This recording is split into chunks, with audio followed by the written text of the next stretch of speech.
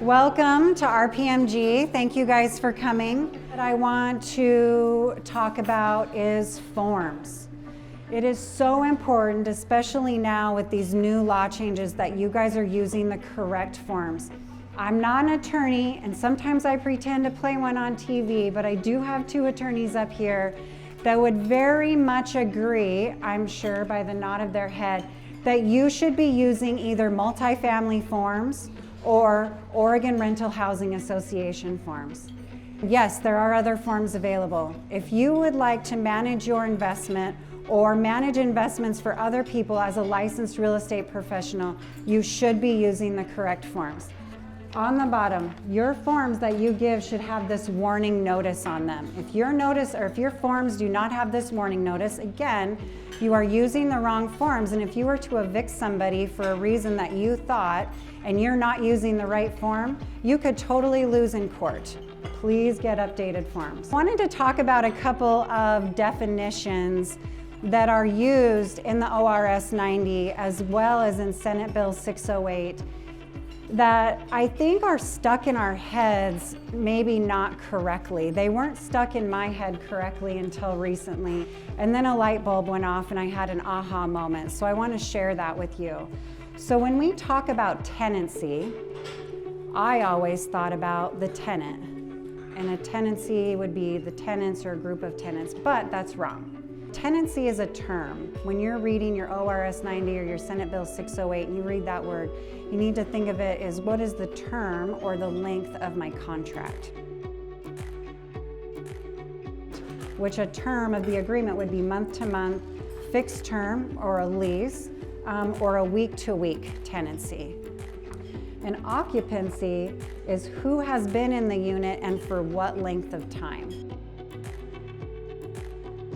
The biggest reason why I wanted to bring this up is because I know that Senate Bill 608 has been kind of scary for us this last year.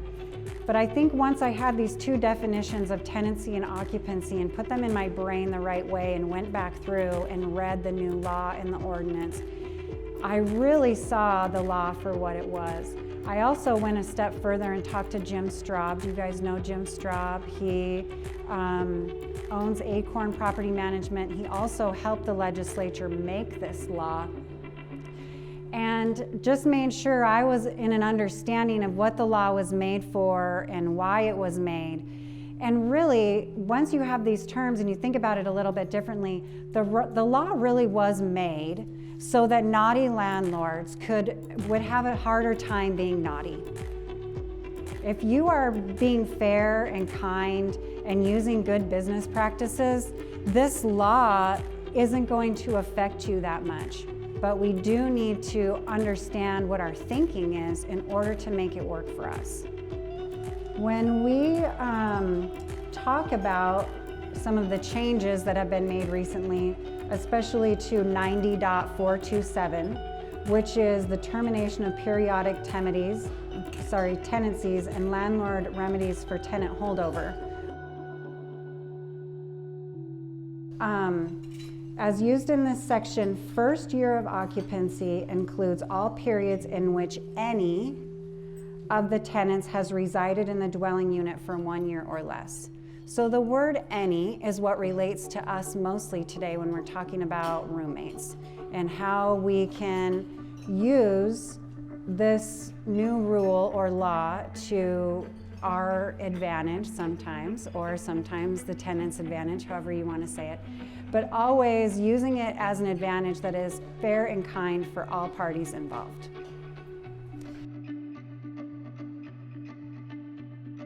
So when you're adding or removing your roommates and you write down your internal policy, are you being consistent in your practices? We talk about this all the time in property management. Being consistent is one of the most important things that we can all do when we are working with each other, when we're working with our tenants, and when we're working with our community.